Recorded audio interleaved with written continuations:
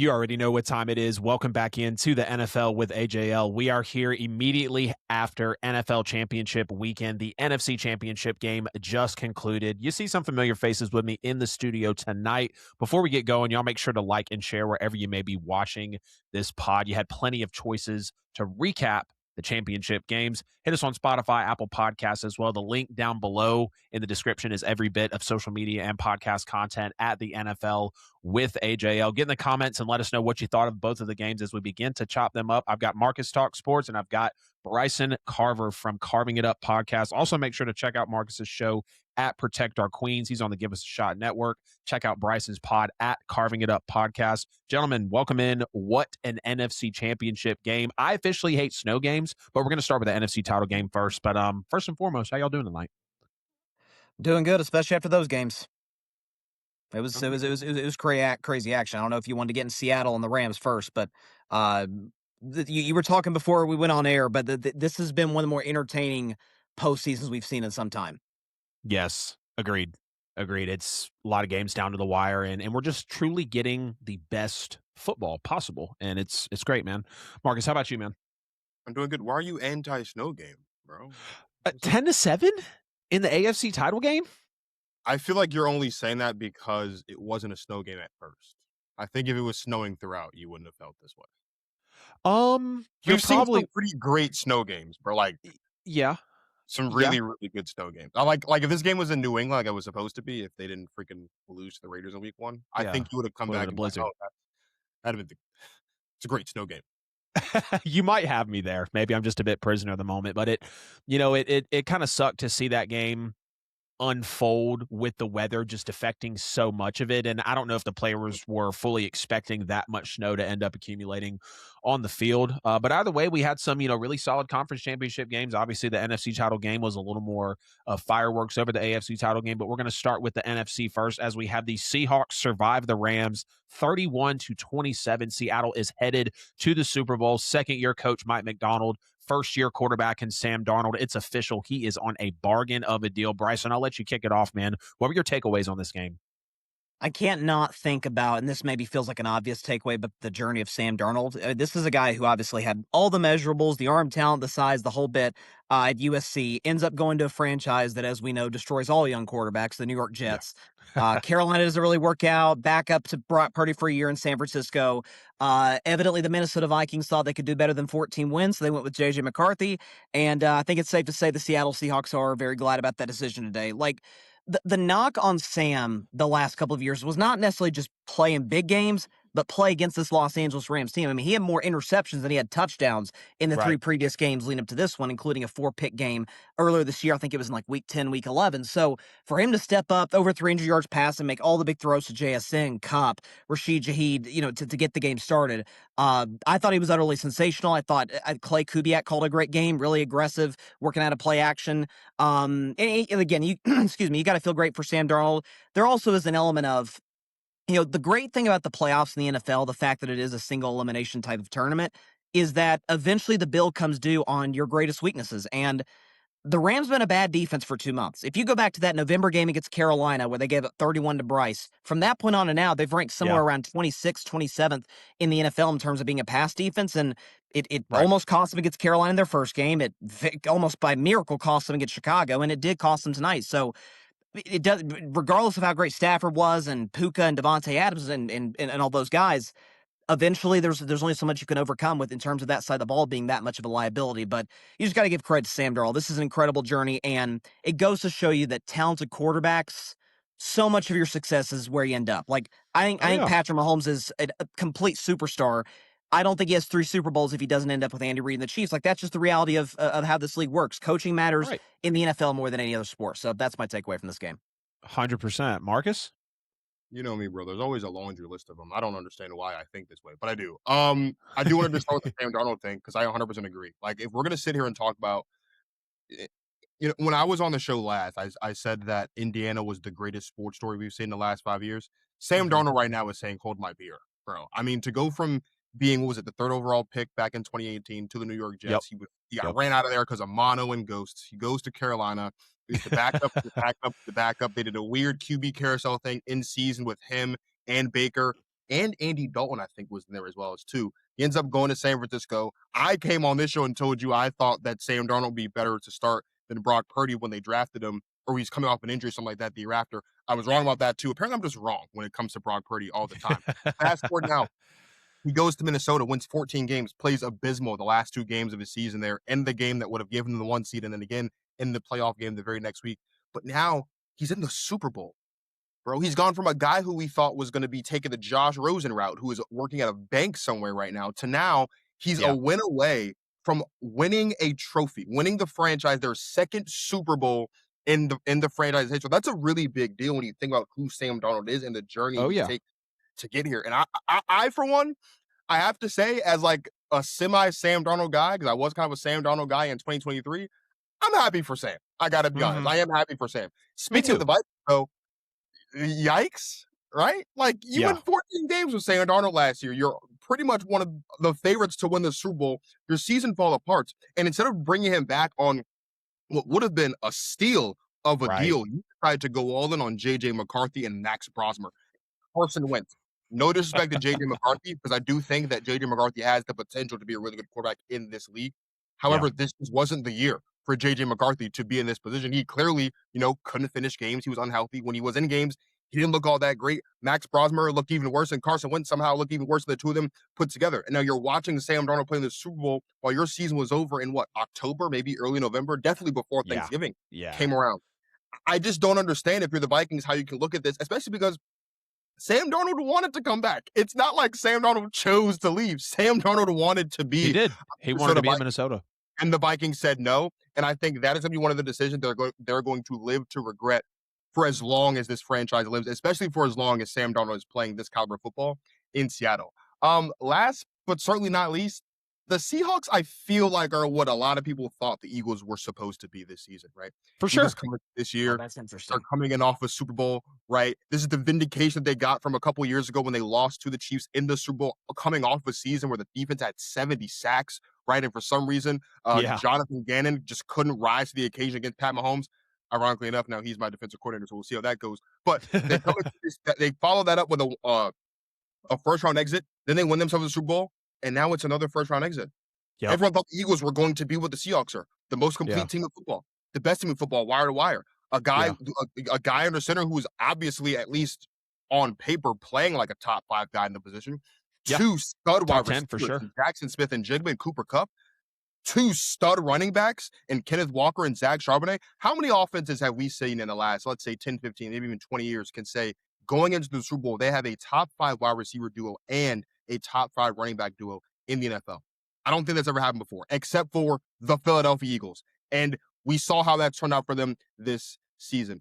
Clint Kubiak is going to have a really tough decision to make when he wakes up February 9th. Whether he is a Super Bowl champion or not, he's going to have a really, really, really tough decision to make. And I don't want to be in his shoes, because he's either going to want to come back to Seattle and stay here and run it back, or he's going to want to go somewhere else and fly and, spread his wings and fly somewhere else. We'll see how that goes. The Seattle Seahawks, I told you before the show, I said on Talk About Sports at the beginning of the year that I thought they were a team to look out for this season, because I thought they had all the makings to be a threat in the NFC. I did not think that we would be talking about the Seattle Seahawks 2 weeks away from playing in Super Bowl 60 and potentially winning themselves their second Super Bowl championship in franchise history. There's a lot to love about the Seahawks. There are a couple of things to be concerned about, but this is a good win for a good football team, and they deserve it for sure. Yeah, I mean, think about in the offseason, Mike McDonald and his, he's coming off his first year. Yeah, we're going to ship our quarterback out, and we're going to ship out DK Metcalf, but we're going to bring in Cooper Kupp. We're going to trade for Rashid Shaheed. We're going to bring in Sam Darnold, who's going to win us, 16 games on the year now, looking for, win number 17. And I think the correct thing to say, Marcus, would be the Seahawks are playing exactly like the Philadelphia Eagles did last year. Not so much, I think, that people expected the Eagles to be what the Seahawks are, because the Eagles set that standard first last year with really being that dominant team in the playoffs. And now that's just what Seattle is turning into. And I think you're absolutely right about Kubiak. If they don't win the Super Bowl, I think you choose to run it back. But if there's a team out there that's coming at you with a bag, or maybe you've had head coaching aspirations, I mean, 2 seasons ago, Clint Kubiak is the passing game coordinator for the San Francisco 49ers. Saints take a chance on him, make him the offensive coordinator. Now Seattle's balling out with Kubiak, and ironically Rashid Shaheed as well. So it's going to be interesting, really, to see how it plays out. But, this was a major game of just a ton of talent back and forth. The number one offense in the Rams, the number one defense in the league in the Seahawks, the top two teams in point differential. And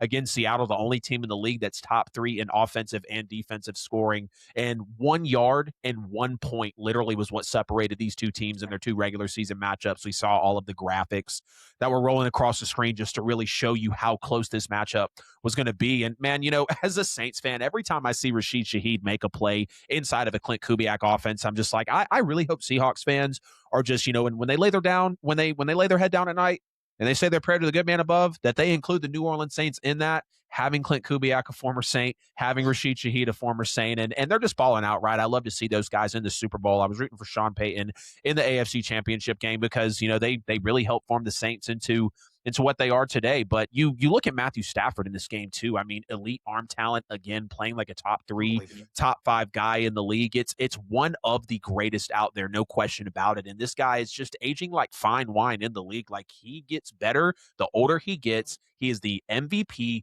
of the National Football League. I will be disgraced if Drake May wins the MVP. And that's not to say that Drake May is a bad quarterback, but I think it's undeniably Matthew Stafford. I don't think anybody is playing the quarterback position. I mean, look at his playoff performance tonight. Even though he lost, Stafford's arm talent is elite, man. And the way that he is able to be so cerebral and his combination with Sean McVay, I mean, if this guy's not the MVP, I don't know what's going to happen, because I was already kind of flabbergasted by Josh Allen's win last year, but I guess you can make a case for it. But this year, again, I 100% think it's Stafford's. Shout out to K9, Kenneth Walker, carrying the offense on the first few drives. And that was a question coming into this game, is can Kenneth Walker really carry this backfield? You had Helani as well. And we knew with Sharps being out with the ACL injury that it was going to be a big time for him to step up. And I never had any doubt in him, really. Nick Emenwanori is the defensive rookie of the year. There is no question about that. Multiple PBUs.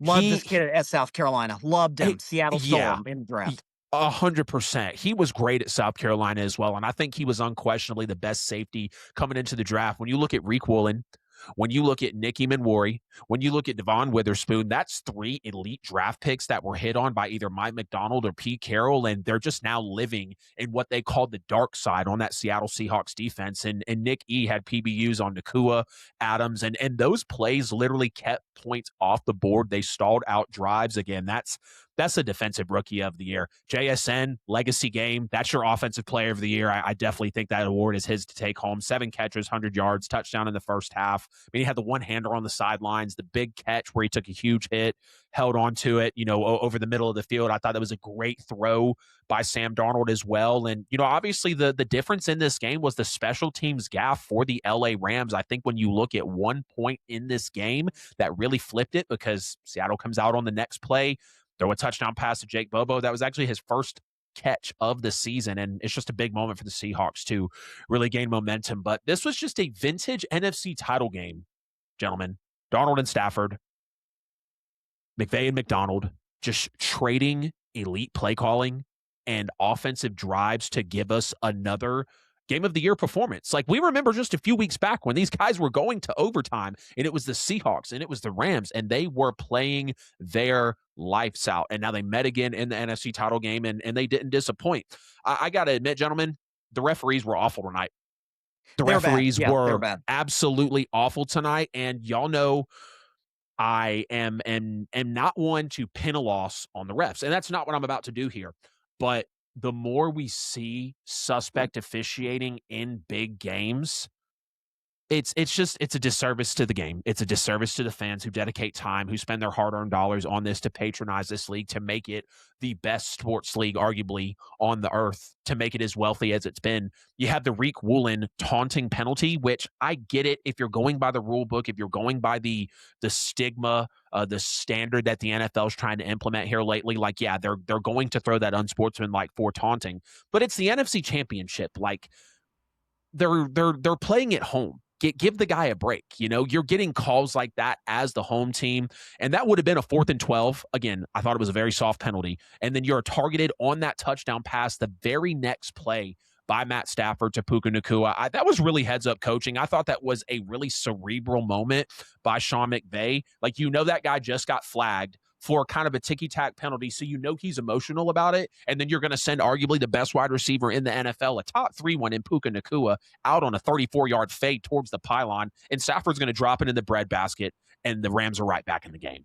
And that just showed you time and time again how McVay and Stafford rose to the occasion. But gentlemen, I watched head coaches twice today in both the AFC and the NFC title game pass up points. And we're going to get to the AFC title game in a minute. But the Rams had a 14-play, 84-yard, 7.5-minute drive and came away with no points.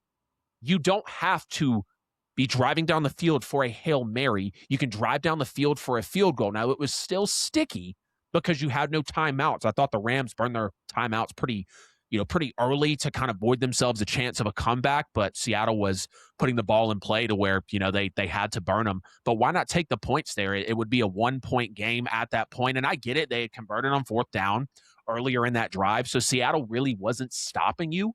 But that's a failure of a drive. Like, I don't care about yards. I care about points. Yards don't win you football games. Yards get you closer to points, but if you can't convert, that's where the boys are separated from the men in the National Football League. But again, with the refs being just pretty bad in this one, couple of more calls. There was a missed face mask from Seattle on Stafford. There was the no PI call on the push in the back on Shaheed. You can try to say that was an uncatchable ball. But I think if you give Shaheed a chance to extend out for that, it's at least something that's worth entertaining. So I thought they missed a call there, the taunting penalty, like I mentioned. And then there was even a missed roughing the passer on Sam Darnold as well. You heard the crowd really, really upset about it. I thought he was a little aggressive throwing him to the ground. And, 10, 15 years ago, I don't mind that play, but that's my problem with the NFL is they don't want to stay consistent on the officiating. And it's a disappointment to watch it unfold. But Sam Darnold played the best game of his NFL career. He only had one turnover-worthy play in this game where he really put the ball in harm's way, and it was really early on, but he was great on 3rd down. He was pretty solid under pressure. He was accurate, multiple chunk plays all night long. He had a $33 million a year deal signed in March of 2025, looking like an absolute bargain, and he just had some great throws overall in this game. I mean, deep ball to Shaheed, multiple big-time throws to JSN, to Cooper Kupp. So Seattle really played a complete game. I expected more out of both of the defenses because it felt like every time Matt Stafford, and correct me if I'm wrong, gentlemen, every time Matthew Stafford got the ball tonight, he was getting whatever he wanted passing the ball. I mean, him and McVay were not really they didn't have anything made difficult for them. And I also felt the same with Sam Darnold, like they were continuing to march down the field as well. So, it wasn't a whole lot of defensive battles in this one, really. Yeah, and I think something else that you sort of hit on, you were talking about coaches passing on points. Here's what I think the bigger mistake was that people may forget. You talk about the Reek Woolen, taunting penalty. They get the long ball to Puka the very next play. Yep. McVay's logic may have been, hey, we're on fire. We're going to score again. If you go for 2, you cut it to a 3-point game. Now you can take the field goal on that drive where you do have to go for it on 4th down. That potentially changes the whole dynamic of the game. Now maybe Seattle gets in a field goal range, ices it down, and walking off at the gun. Who knows? But I found that to be not necessarily a bad call because it had been just an offensive shootout for 2 hours prior to that, but very much points are not guaranteed in games like this, especially against defenses like that. It's at least worth a thought to go for 2 in that situation. But like you said, I thought both quarterbacks played just A-plus football. From start to finish. The deep balls from Stafford and from Sam Darnold were sensational. I think you saw Stafford playing as well as he did. Like, this was honestly his first great game of the playoffs. He was great at the end against Carolina. He was great at the end against the Bears. In this spot, start to finish, he didn't blink. And like you said, like he's one of the last. We saw him run for the 1st down and 4th down and fight over DeMarcus Lawrence, which was a gutsy play on his part.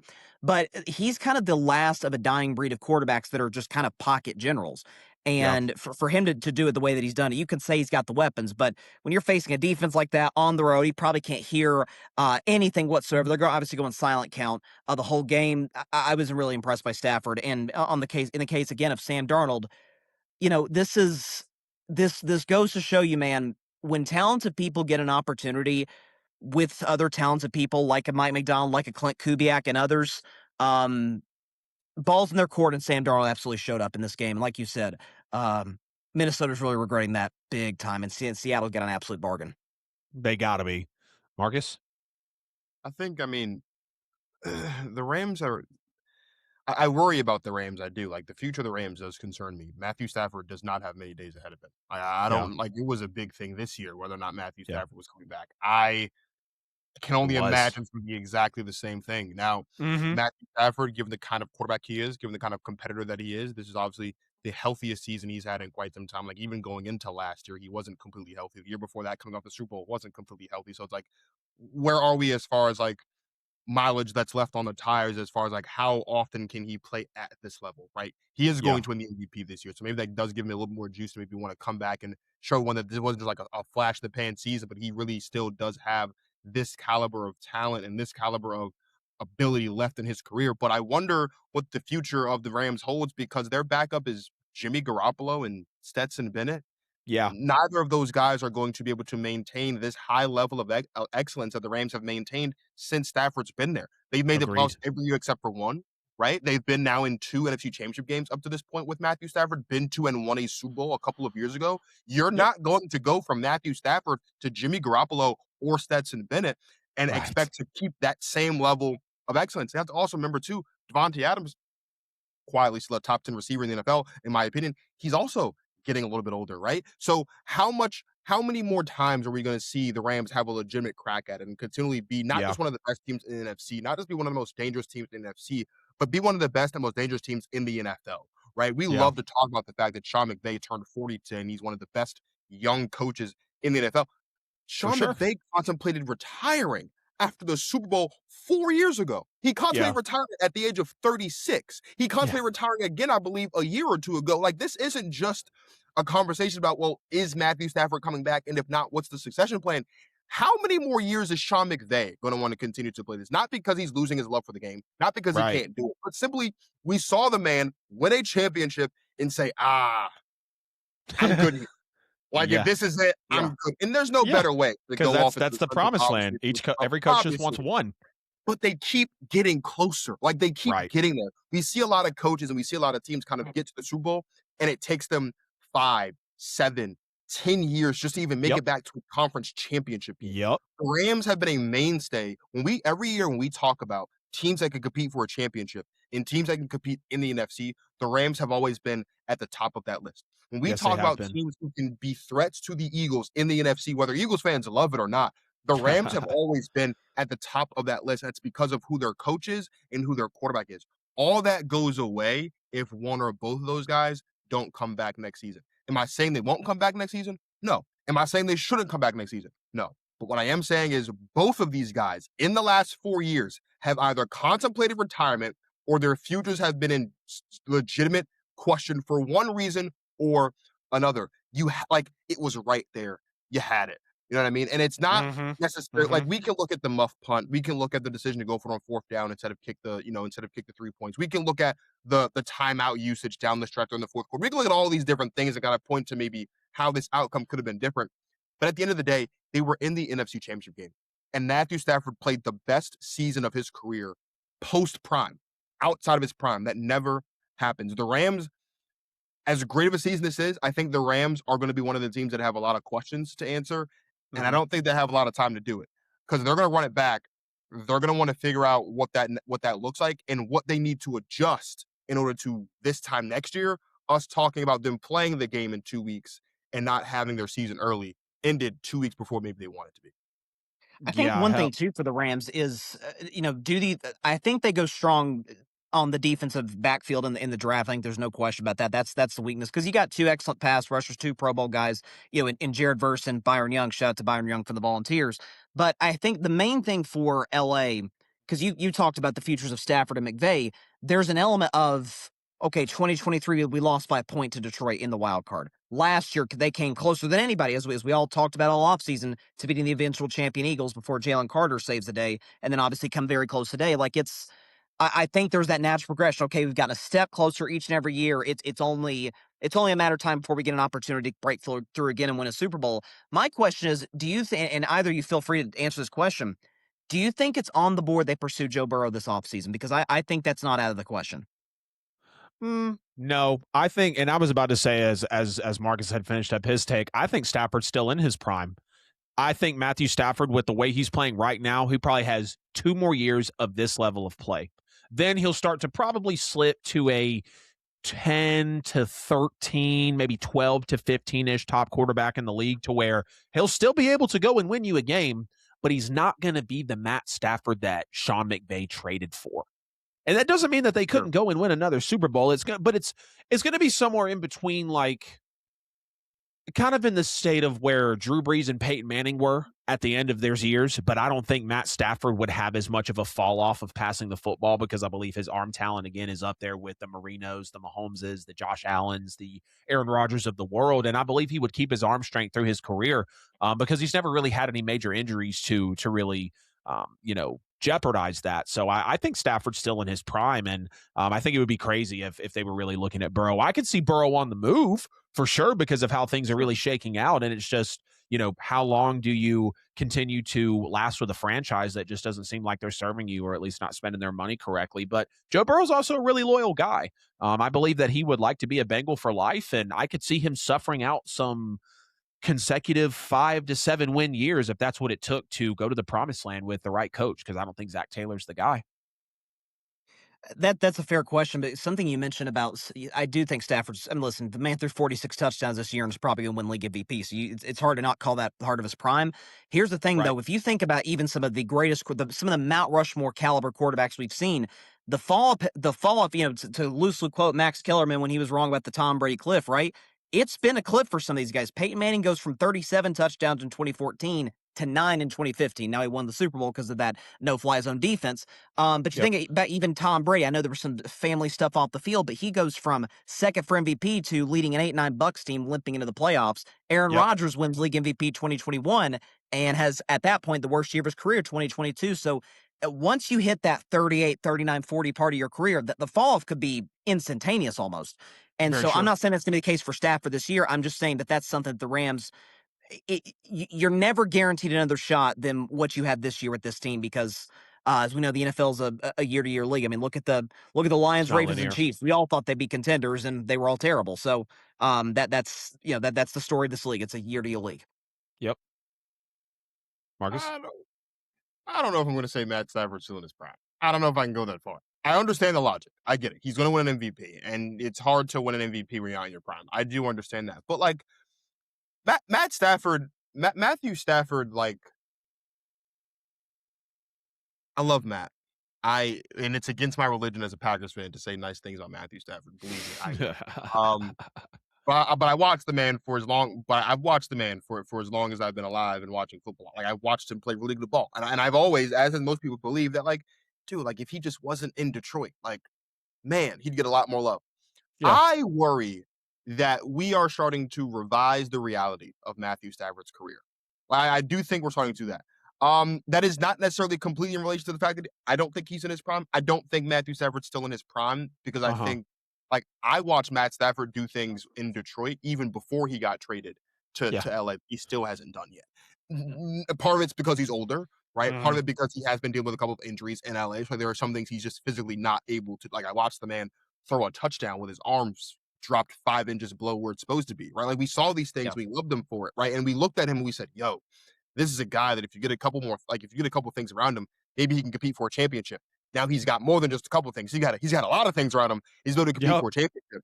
When I say Matt Stafford's not in his prime, that's not to say he's not a top 10 quarterback, because he is. And in fact, I think there's a strong argument that aside from Josh Allen, Patrick Mahomes, Lamar Jackson, Joe Burrow, Jalen Hurts, there might not be another quarterback in the league that's better than him, right? So what does that put him at? 6? That's fine. If you want to say he's the 6th best quarterback at worst in the NFL, I wouldn't disagree with you. But when I say Matt Stafford's not in his prime, I think at this point in his career, I don't know, and I think it's just because of all the talent that's around him offensively, I don't know if Matthew Stafford still has the Superman in him that we know he had in Detroit. You know what I mean? Like, not to say that Matthew Stafford can't go win you a football game, because obviously Matthew Stafford can go win you a football game. He's got more game-winning drives than anybody in the history of the league, right? Or he's among the top. So I'm not saying it from that perspective. But I think, like, thinking about kind of who Matt is right now. For example, that play when the pocket broke down and he was supposed to be throwing it to the left, and instead he kind of tucked it, pump faked, and just kind of ditched it off to Puka Nacua.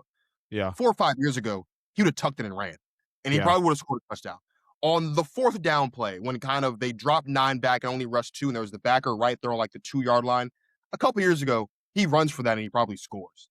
So when I say he's not in his prime, I guess I'm referring to like the athletic about. Like there are a couple of plays in this game that even year 1 in LA, he would have just tucked it and ran. And to your point, Adam, he's not a dual threat guy. He is the last of a dying breed as far as just standing in the pocket, being able to move and evade, take the hits, climb the pocket, left, right, and still get the like, his ability to climb the pocket is what makes him so good. He doesn't have to be mobile. Absolutely. And he can still be in but he that doesn't have breed that of mobility as much as where you like that 4th and 1. That's the longest yard of Matthew Stafford's career. Oh, right. Yeah.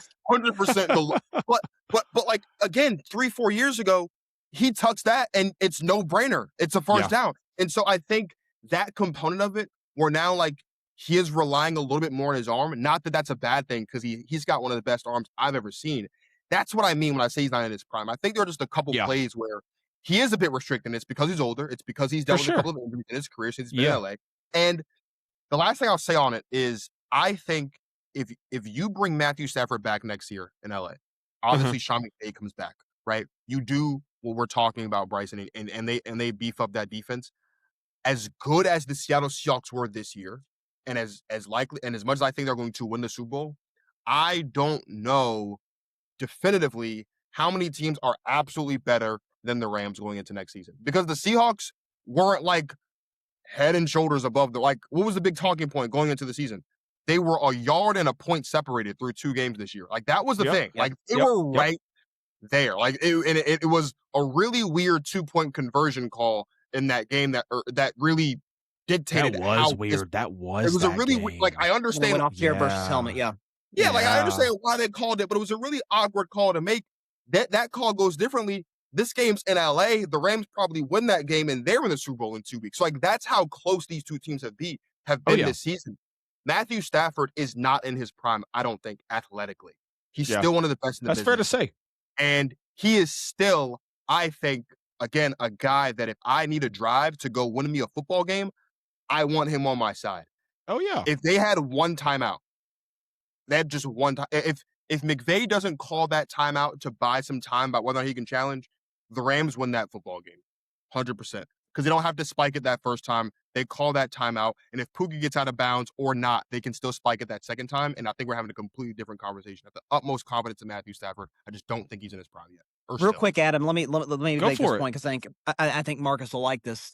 When I hear you describe Matthew Stafford like he's not in his athletic prime anymore, but obviously he's doing what he's doing, to use a cross, for example, there's a little bit of a LeBron James component onto it, where athletically he was better in 2013 than he was in 2018. 2018 LeBron James might be the best player we've ever seen. Like his ability to just manipulate a basketball game and get whatever he wanted at will. Like obviously he could dunk on 3 guys at once back in Miami in 2013. Some argue it's the best year of his career. 2018 he carried a bad calf in the finals, and so much of it was just with intelligence, seeing things on the fly, making normally pretty average teammates better around him. Like there's a 2018 LeBron type of element to what Matthew Stafford's doing.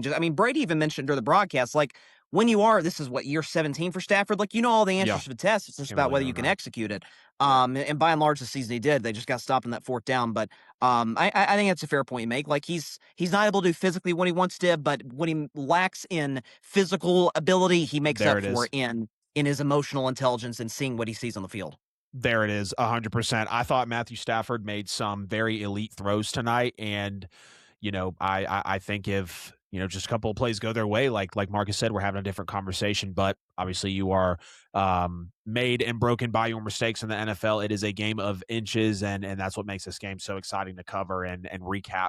As soon as they finish and we jump on and get into the episode. The Patriots survived the Broncos in the AFC Championship game with the backup in Jarrett Stidham. Stiddy City was trending everywhere, and Sean Payton was making sure that it was heard loud and clear in Denver. The Patriots are headed to the Super Bowl after a 10-7 win in a snowstorm.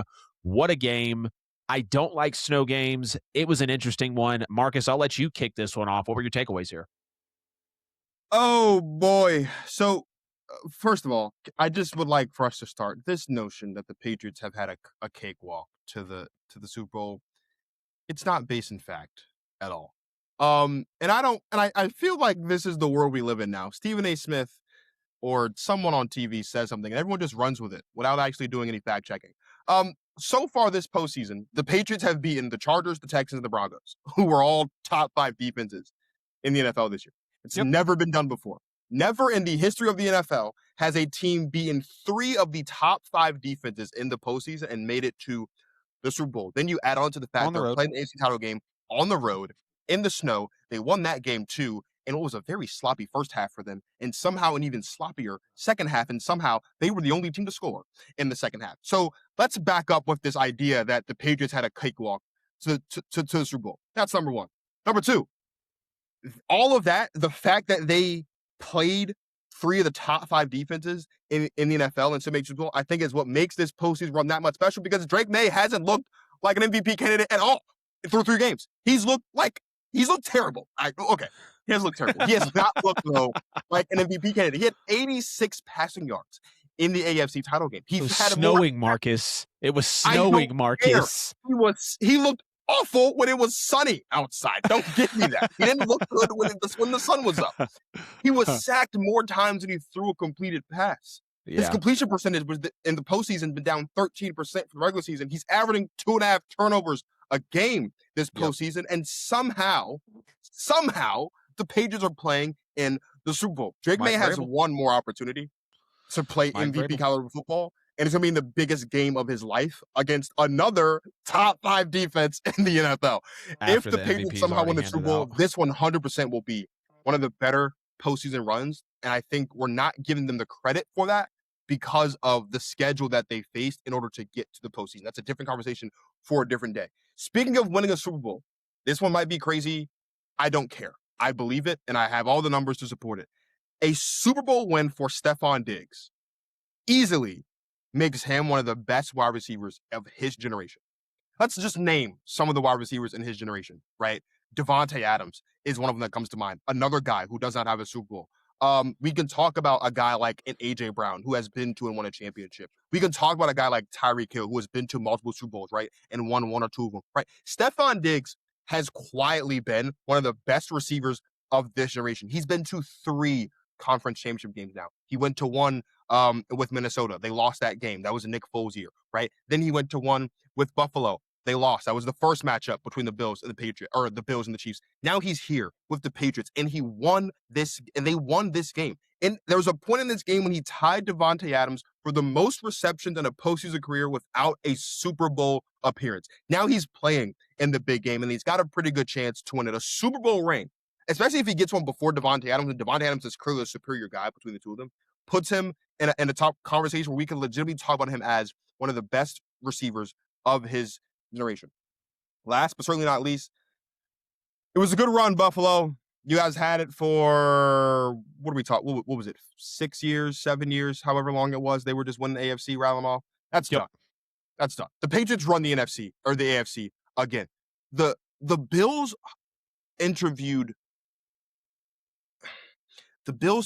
Philip Rivers to be their head coach. Philip Rivers. No disrespect to Philip Rivers. Philip Rivers is a really good quarterback. Philip Rivers was a defining quarterback of his generation. But if you're interviewing Philip Rivers to be your head coach for Josh Allen, clearly you really don't know what this next iteration of your franchise is going to look like without Sean McDermott. I agree with the Sean McDermott firing, but they better throw a bag and some more at Click Kubiak because he's the only guy that can keep the AFC East from running through Foxborough. But listen, I am not going to fall into the trap of thinking that the Patriots aren't as good as they actually were this season. I think they're a really good football team. I think Drake May is only going to get better. And even though he hasn't played like MVP this postseason, he is going to be the runner-up to the MVP. And if it weren't for maybe 1 or 2 games from him, he would be the MVP in the second year of his career. That's a really, really, really big deal.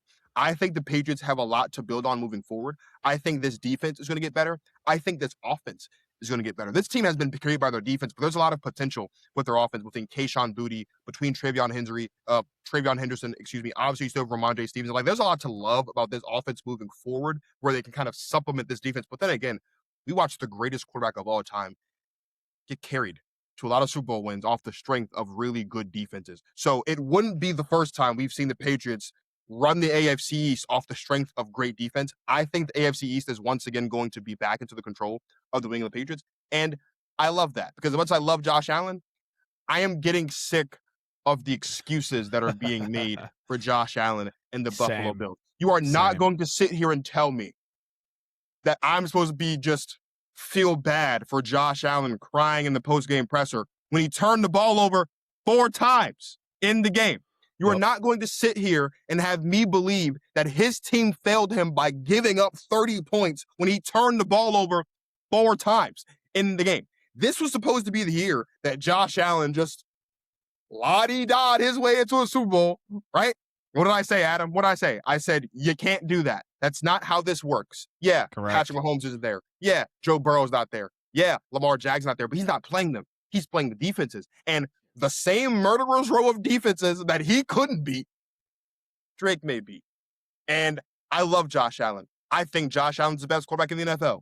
But I am a man of morals. I'm a man of consistency. And I have shredded Lamar Jackson time and time and time again for his inability to be successful in the postseason, especially as it relates to turnovers and not being able to take his regular season greatness and turning it into postseason success. And I watched Josh Allen. It was supposed to be the easiest pass to the Super Bowl he's had in his career. Turn the ball over 4 times in Mile High Stadium against the same Denver Broncos defense that held Drake made 86 passing yards and forced a turnover. And I'm supposed to feel bad because he's crying at a post-game presser? Oh, he's a competitor. He's really feeling it. I let my team down. Yes, you did let your team down. You let the entire city of Buffalo down, bud. This is what it feels like. So, yeah, the Patriots run the AFC East now. And it's nice to see there's a quarterback in the AFC East who doesn't play well, but also, like, doesn't make it all about him. That's nice to see. Agreed. I got a fun stat here for you guys about the week schedule that everybody is dragging the Patriots for before I let you get into your takeaways, Bryson. So there have been 5 teams in NFL history that have reached the Super Bowl with a either top 3, top 5, or top 10 weakest schedule by strength of schedule coming into the league. The last time that a team with a top 10 weakest schedule made it to the Super Bowl was in 1999. It was the St. Louis Rams. They won the Super Bowl. So it was 26 years ago. Before that, the Bills had a top 10 weakest schedule in the league in 1991. They lost the Super Bowl, of course. You had the perfect Miami Dolphins in 72, top 3 weakest schedule. They won the Super Bowl, undefeated season. And then the 1970 Baltimore Colts had a top 5 weakest schedule as well, and they actually won Super Bowl 5. Now you have the 2025 Patriots with a top 3 weakest schedule as well, and they are in Super Bowl 60. And again, Drake May is the first NFL quarterback to beat 3 straight top 5 defenses, all on the road as well, to be able to get to, or excuse me, not all on the road, but to be able to reach the Super Bowl as well. And with 3 of those top 5 defenses having to be went through in order to reach the biggest game of the year, deserves a ton of credit. Go ahead, Bryson. Wait, real quick, can I also just say too, these schedule conversations, it makes me realize that people like don't actually know how football works as much as they say they do. Yeah. Right? Like, we all have to realize the strength of your schedule the next year is 100% dependent upon how you finished the year before. Yep. So the Patriots Saints fans were happy with a last place finish because we get a last place schedule. So what? They were the second or third best team in AFC East last season? They had a second or third place schedule. They played a team who was comparable to them. It's not their fault. I think they might have been last, actually, because they were 4-13. That's right. Yeah. They were last. They got a last place schedule. Here's how it works. Here's the thing. They had 8 wins the last 2 years. Now they've had 16 wins the next 2 years, 17 wins. Yeah, this is what I love. The reason why I was so excited coming into this year for the Packers, like, oh, we won 11 games last year, but we were 3rd place in the division. We had a 3rd place schedule this year. Now, injuries and things of that nature kind of derailed our schedule, but these are the things you like. And so when you look at it, you say, geez, the Patriots aren't really that good because they played a cupcake schedule. Or can we just fast forward, like, let's just go back in the Wayback Machine and talk about were the Patriots playing football at the end of January last year? No. They weren't. The Patriots were trying to figure out who they were going to draft in the draft around this time. They probably already figured out who they were drafting. They actually, I'm pretty sure, hired their coach around this time last year. So it's not their fault. Guess what? If you don't like that the Patriots had a cupcake schedule this year, guess what? They're going to have one of the hardest schedules in the NFL next year. And here's the thing. They'll probably still be that good because they are just that good. Also, too, by the way, in front of you. The same teams that the Patriots played, the Bills played them, yep. The Jets played them, and the Dolphins played them. So the only variation is 2 or 3 games, and they did what they needed to do. So again, if we're going to sit here and talk about the fact that the Patriots had a cupcake schedule, then we have to also say that the Bills had a cupcake schedule. We have to also say that the Jets had a cupcake schedule. We have to also say the Dolphins had a cupcake schedule. The problem is we're not going to say the Jets and Dolphins had a cupcake schedule because the Jets and Dolphins are cupcakes themselves. And we're not going to say the Bills had a cupcake schedule because that wouldn't fit the narrative that Josh Allen's the best quarterback in the NFL. So enough with the schedule conversation. They are about to play the 4th of the top 5 defenses in the NFL. About to play. Yep. And if I'm not mistaken, best one. If I'm not mistaken, the 5th of those defenses is theirs. Isn't it? Or like they're I think really so. close. Might be. So like, I think they beat. I think this says they beat the 1st, 2nd, and 5th yet ranked defenses in the playoffs. Yeah. So like, they might be. Well, I know the Seahawks are 3rd. So they're either 4th. So or they're I think the Patriots are 4th. So this such is a defensive literally playoff. The hardest road defensively that you can face as an offense. And you would think they would fold after playing an easy schedule all year. And they didn't. And that's all I'm saying. They're there. But to me that's the story. That was the fact that Drake May has, people talk about he hasn't been that good, or the fact that the Patriots have gone through a cupcake schedule, or this cupcake schedule in the playoffs. What they really mean is they've gone through a quarterback in Justin Herbert, who we know melts in the biggest games, C.J. Stroud, who I think forgot how to play football in the last 18 months, and Jarrett Stidham, who's a backup quarterback. Yeah, but at the same time, like you said, the defenses, what that's code for is they play bad quarterbacks. Again, Drake May's got more, I think, as many touchdowns as he has turnovers in this postseason. So, like, this is not a situation where, Drake May is lifting them and them getting deep in the postseason. This is about Mike Vrabel. This is about Robert Spillane. There's an element of, this is kind of like one of the classic New England Patriots teams in the sense of, okay, great defenses, quarterback shows up when he has to. And I think, given the fact that you've gone through your battle-tested Chargers, Texans, and now with the Denver Broncos, I don't think Seattle phases Drake May in the spot. I think it's a situation where, okay, we're going to Santa Clara. Weather really won't be a factor unless there's like rain or anything like that. This feels like we were waiting for the Matthew Stafford game in the playoffs, and we got it tonight. I think we're going to see the Drake May game in the Super Bowl. Whether that means they win or not, we'll see. But I think Drake May went through the jitters the first game, crappy weather the next 2. I think he steps up and shows out, in Super Bowl 60 in a couple weeks. It's going to be comfortable. It's going to be comfortable for him for sure. Yeah, this was, and you kind of got me, Marcus, as we got into the show. I do enjoy a good snow game, but I think when any weather conditions really affect how a big time game like this should go, yeah, it comes down to, okay, who's the grittiest, who can make the most adjustments, and people are like, oh, this is how God intended football to be played. For sure.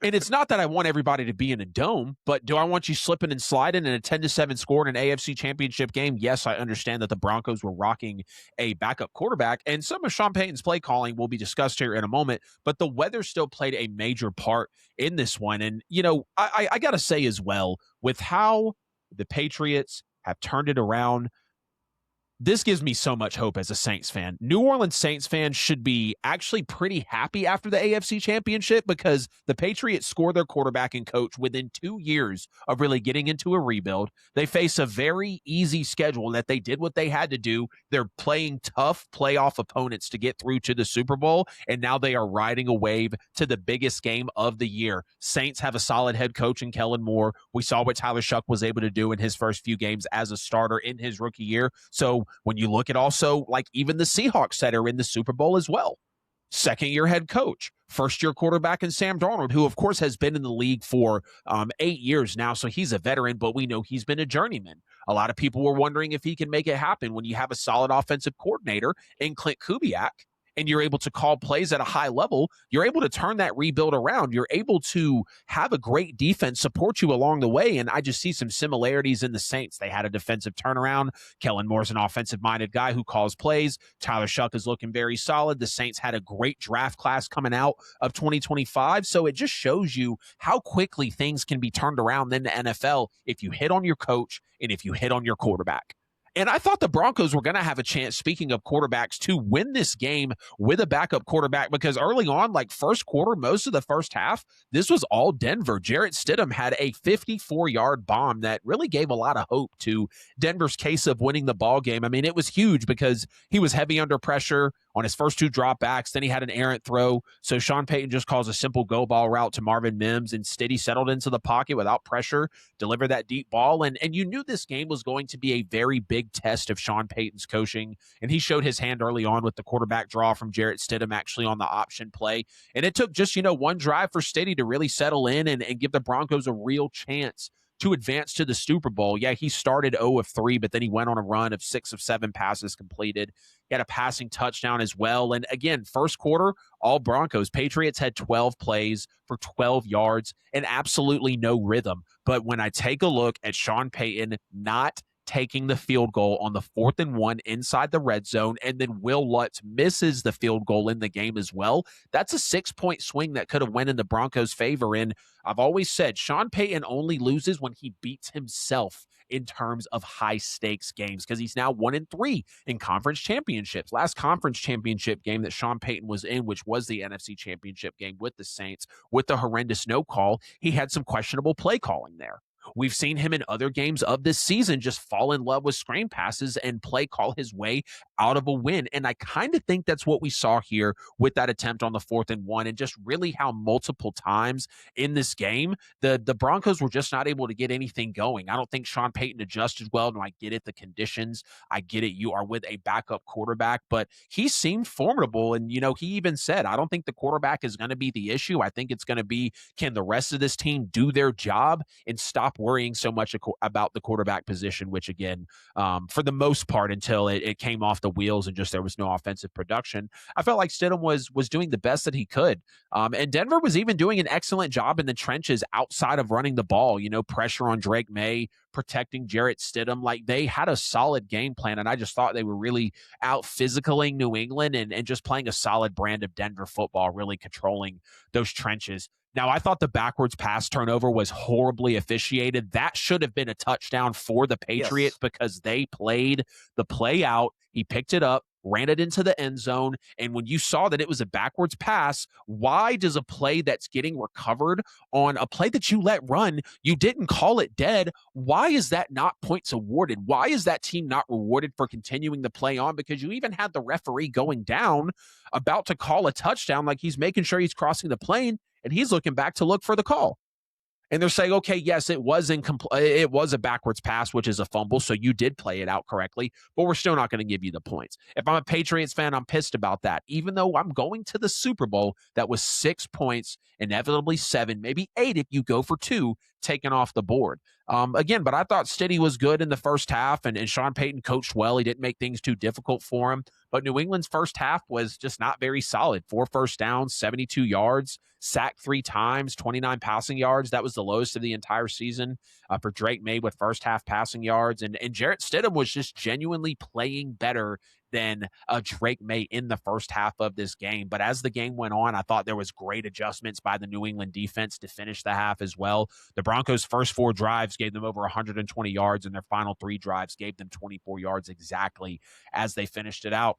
New England made some great halftime adjustments. They came out in the second half. They were pretty run heavy, 7 straight rushes on that drive to really establish the line of scrimmage back on their side and really the physicality. And I thought Denver also, with their defense, again, did a great job to hold them to a field goal on that drive. The Broncos did get burned in this game as well by a couple of drop passes. They actually had the most drop passes in the league this season.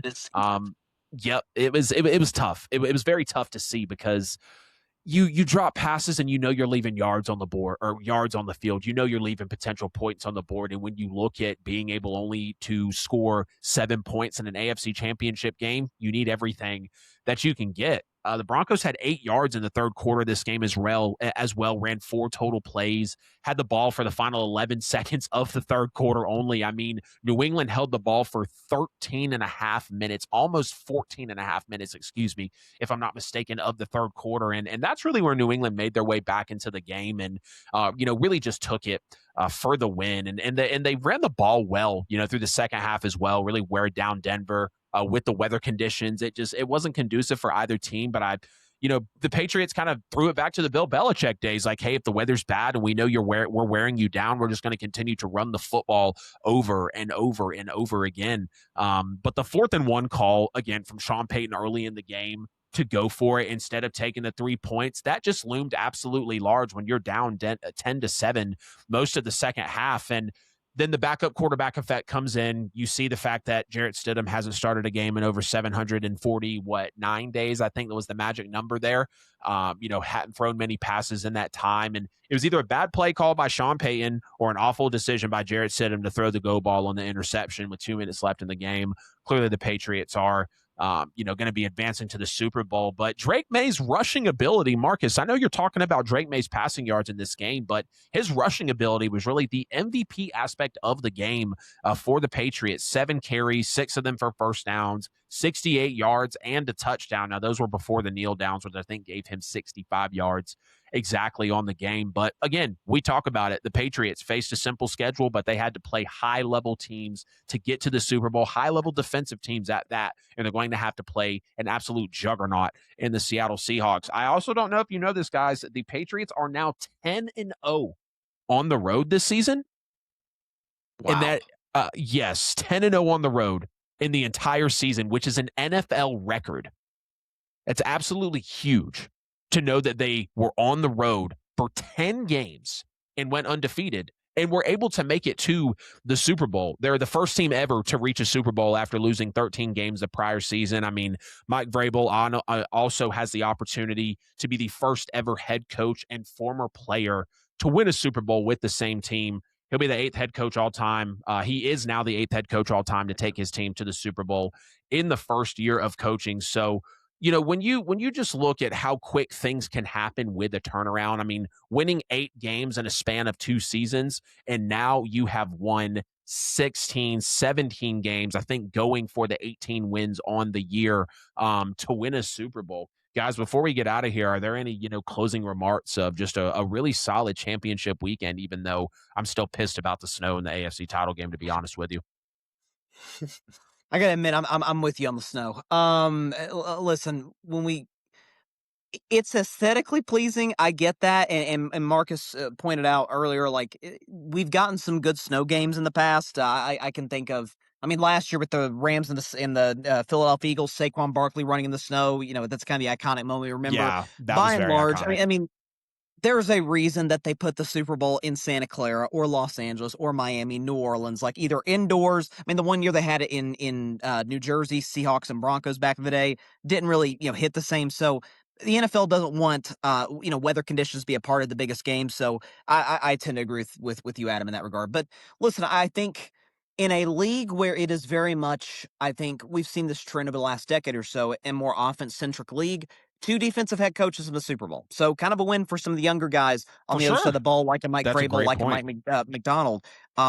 So maybe has the league kind of shifted, or maybe not shifted back to defense per se, but kind of balanced out a little bit when it felt like it was, hey, you cannot win unless you have a top 5 quarterback in the world. Whereas now maybe that, excuse me, that's maybe shifted a little bit. But listen, I hope we get a better Super Bowl than we got a year ago where it was over at halftime. And I think we are. I think both of these defenses are going to be sensational. I don't expect a ton of points. My gut right now would tell me Seattle, although I don't know For if I'd sure. take them to cover the 3.5, but I think we'll get a fantastic game nonetheless. Agreed. Marcus? I want a Super Bowl outside in the snow. We need it. It's what God intended. He's going there for This is me. what You want it at football Lambeau? intended. Well, no, because I won't be able to go. Look. There's a couple things. There's a couple things you need to know about me. Okay. I would love to go to Lambeau. It is still on the bucket list to go to Lambeau. Here's the problem. I say this all the time. I need to go to Lambeau before Halloween. Because once we start getting into it's 20 degrees, but it feels like -10 and all that. You're not gonna catch me standing outside. Yeah. I'm with you I there. don't even like. I am so anti-football games in general, just because I feel like they just move so slow, and like I am not gonna be outside in the cold for 4 hours to watch a 3-0 football game. That's Yeah. not happening. I'll go watch a basketball game any day of the week. I'll go watch a baseball game. I don't even like baseball any day of the week. You are not putting me in a stadium for 4 hours in the cold, and the final score is 17-3. It's just not happening. So that's number one. Number two, I don't like being in the cold. So I've always said, if I'm going to go to Lambeau, I need to go to Lambeau from like week 1 to like week 6 to 8, maybe. Right? Here's the problem. That's not really a Lambeau experience because you're supposed to go to Lambeau when it's cold and freezing and you're bundled up like this. And I don't know. I don't want to do that. I'm from DC. I get to enjoy all 4 seasons. We get a summer, we get a winter, we get a fall, we get a spring. Sometimes winter wants to linger. Sometimes spring doesn't want to come when it's supposed to. But we get all 4 seasons. In Wisconsin, I don't even think Wisconsin has a summer. We should ask Justin if Wisconsin has a summer. I don't think they do. I think it's winter for 10 months. You get a week of spring and a lot of fall. I don't want that. I don't want that. Now, if you put the Super Bowl in you put it in Buffalo, see, but they have a dome now. It's like, see, can't do that. Put the Super Bowl back in Jersey and I'll go. We get a Super Bowl back in Jersey and it snows, I'll go. I just feel like football was supposed to be played outdoors, on grass, in the mud, the only time you don't play football is if it's lightning outside. That's how it was when I was a kid. Anyway, if it's lightning outside, you don't play football. Other than that, lace them up, put the helmets on, line them up. Let's go play 6 minutes with some ball. And I actually don't like the fact that Super Bowls are being played indoors now because they don't feel like football games. And I don't like that. I don't like that really. Like the aesthetic is weird, the lighting is weird. It's all smoky inside. Like I love dome games, man. It's out. At least it's outside this year, though. But they do all the pyrotechnics, and then the smoke and just settles at the top of the stadium. Yeah. So then, you do the player intros, like this is Matt Stafford in 2021, and it's like it's like I'm in a trap house because it's so small. I can't see anything. I think Super Bowls are supposed to be played outdoors. Now I get the appeal of playing it indoors. You get more people in there. You can kind of put it wherever you want. It becomes more of a global spectacle that way.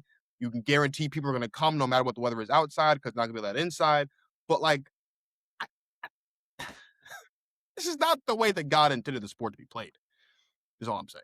He intended the sport to be played outside in the elements, and I want us to get back to that. So I just ask for decent conditions. That's all. I just want to be able to see some nice jump cuts and go balls thrown and, a potential special team defensive score, Yeah, but the conditions is what makes your coaches better.